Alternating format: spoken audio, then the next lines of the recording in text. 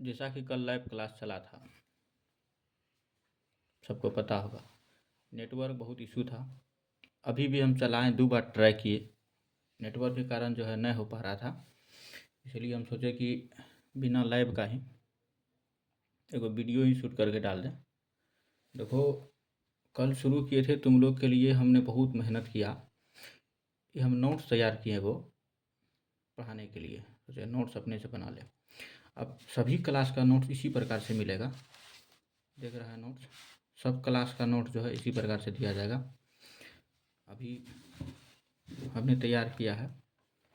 1, 2, 3 class में बच्चा इधर उधर खेलते में रह जाता है। उसके बाद जो है 4 क्लास से लेके 12 क्लास तक सभी विषयों का नोट्स इसी प्रकार दिया जाएगा। और 2 दिन का छुट्टी जो दी है उसमें फ्री रह करके हम बहुत चीज़ तैयार भी किए हैं। कल हम लोग जोड़ घटा गुना भागा पढ़ लिए थे, उससे आगे हम लोग आज पढ़ेंगे। साथ में जुड़ना है, मोबाइल पे ही देख लेना, वीडियो बना के यूट्यूब पे डाल देते हैं। अभी ये अपना कॉपी में लिखते जाना। आज जो है वास्तविक एवं स्थानीय मान के बारे में पढ़ेंगे, जिसको इंग्लिश में face value and place value बोलते हैं। इंग्लिश मीडियम वाला भी इसमें है, इसीलिए हमने बहुत चीज़ इसमें इंग्लिश में भी डाल दिया। फेस वैल्यू और प्लेस वैल्यू क्या होता है? स्थानीय मान प्लेस वैल्यू, किसी संख्या में से किसी अंक का स्थानीय मान प्लेस वैल्यू निकालने के लिए वही अंक लिखेंगे जिसका स्थानीय मान निकालना है, और इस अंक के बाद जितना अंक संख्या में जितना अंक और है उतने जीरो लिख देंगे। ये बात समझ में आया क्या? जैसे ये संख्या दिया हुआ है।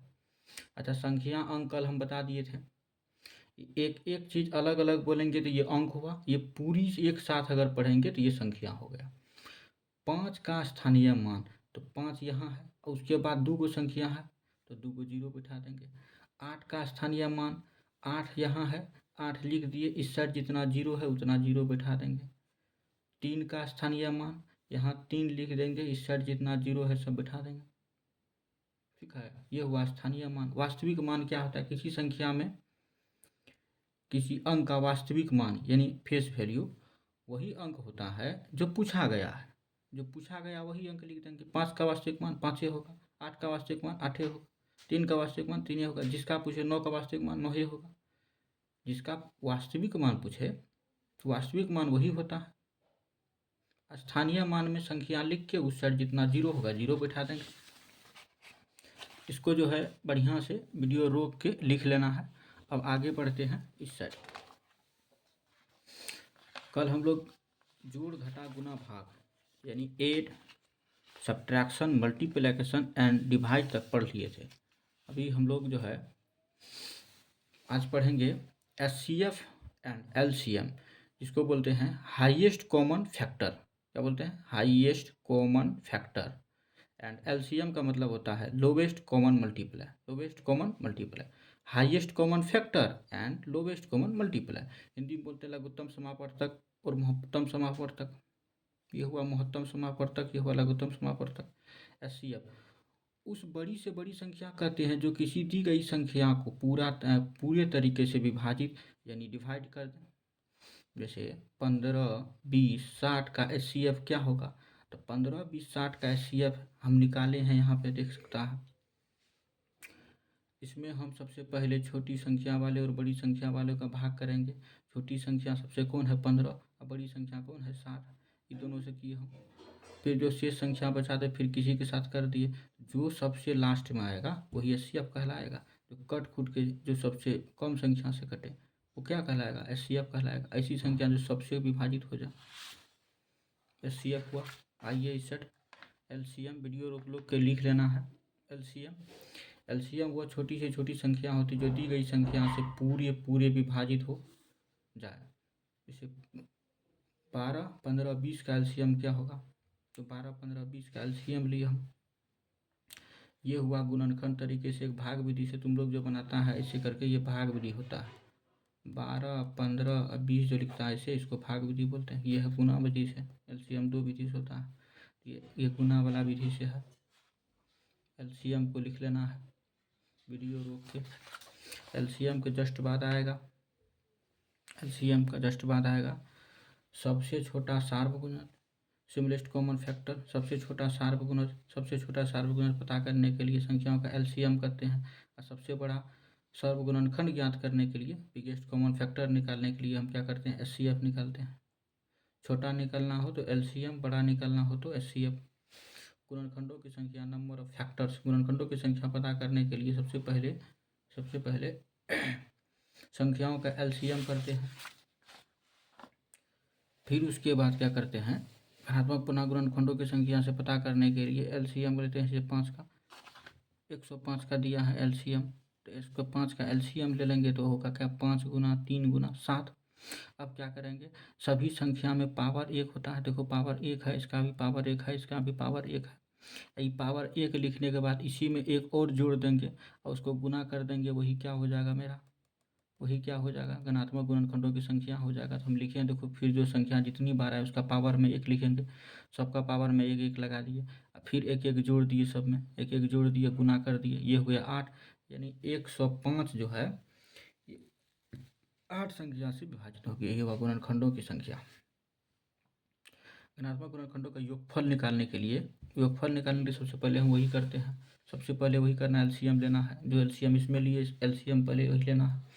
एलसीएम लेने के बाद हम तुमको बताते हैं क्या करना है। एलसीएम ले लिए, एलसीएम लेने के बाद जो है संख्या के लिखेंगे, पहले किसी भी संख्या पर पावर 0, और जितना बार आया उतना बार तक लिखते चलेंगे। तो पावर 0 पावर 1 का एक कई बार आया, देखो power 0 power 1 power 0 power 1 power 0 power 1। और तुमको बताया थे किसी संख्या में पावर 0 रहे संख्या का मान 1 होता है। किसी संख्या में अगर पावर 0 रहे संख्या का मान 1 होता है, तो 1 लिख दिया। उसके बाद क्या है, 2 है, इसका पावर 2 यानी 2 लिख दिए। फिर देखो किसी भी संख्या में पावर 0 रहे संख्या का मान 1 होता है, तो 1। फिर ये इस सबको गुना करेंगे तो होगा कितना, 576। ये हो गया योग, ये होगा धनात्मक गुणनखंडों का योग। पहले जो सीखे थे वह घनात्मक गुणनखंडों की संख्या। फिर है धनात्मक गुणनखंडों का योगफल, इस प्रकार निकालेंगे तो कितना हो जाएगा, 576 हो जाएगा। संख्याओं के प्रकार कल थोड़ा सा हम लोग पढ़ लिए थे, उसी को हम फिर से लिखे हैं, यहाँ पे परिभाषा के साथ लिख दिए हैं, कल शॉर्ट में लिखे थे। प्राकृतिक संख्या 1 2 3 4 5 6 अनंत तक, इन संख्याओं में 0 शामिल नहीं होता है। प्राकृतिक संख्या बता दें, सबसे छोटी प्राकृतिक संख्या 1 होता है, सबसे बड़ी प्राकृतिक संख्या अनंत होती है। पूर्ण संख्या, इन संख्याओं में प्राकृतिक संख्या नेचुरल नंबर 0 शामिल होती है, और सबसे छोटी पूर्ण संख्या 0 होती है। सम संख्या तुमको बताए थे, ऐसी संख्या जो 2 से पूरी तरह विभाजित हो उसे सम संख्या कहते हैं।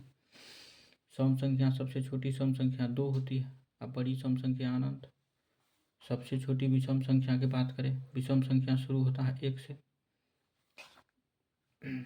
1 नहीं लिखे हैं, एक टेपिंग लगता है मिस्टेक हो गया, 1 हो गया।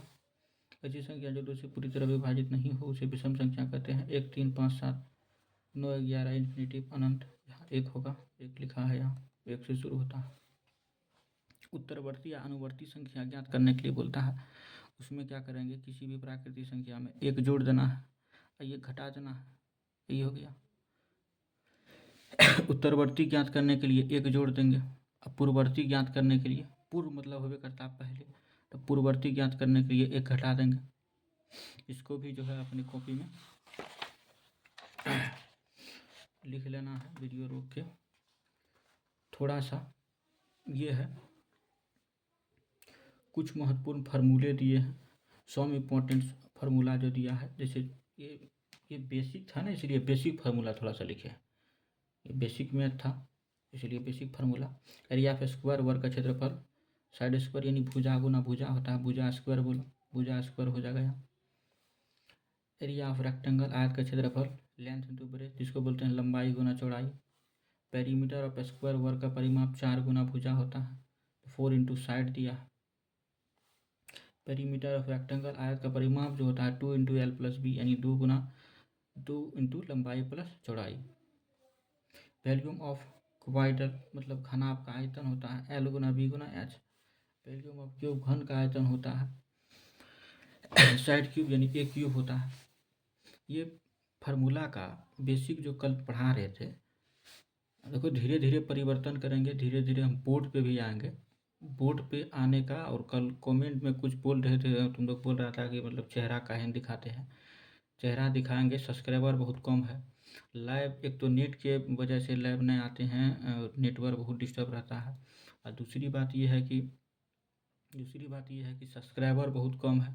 125 सब्सक्राइबर है, आज एक दो बढ़ा 127 सब्सक्राइबर हुआ है। कुछ यूट्यूबर से पता किए, वो बोले सब्सक्राइबर कम होने के कारण आपका लाइव जो है वो ठीक ढंग से नहीं चलेगा, पहले सब्सक्राइबर बढ़ाइए। तो उसमें हुआ क्या, कल जो तुम लोग के साथ में लाइव चला रहे थे, लाइव जो चला था वो एक भी कमेंट नहीं दिख रहा है। कल जो हम लोग लाइव चला रहे थे तो बहुत कमेंट आया था, उसमें सवाल जवाब भी हो रहा था, तो उसमें यस नो का भी आया था, लेकिन वो जो है लाइव में नहीं चल रहा था। तो थोड़ा सा सब्सक्राइबर बढ़ाना होगा। यूट्यूब के बारे में तो उतना बढ़िया मेरे पास नॉलेज नहीं था, ठीक सीख सीख करके करते हैं। कल लाइव चलाए हैं।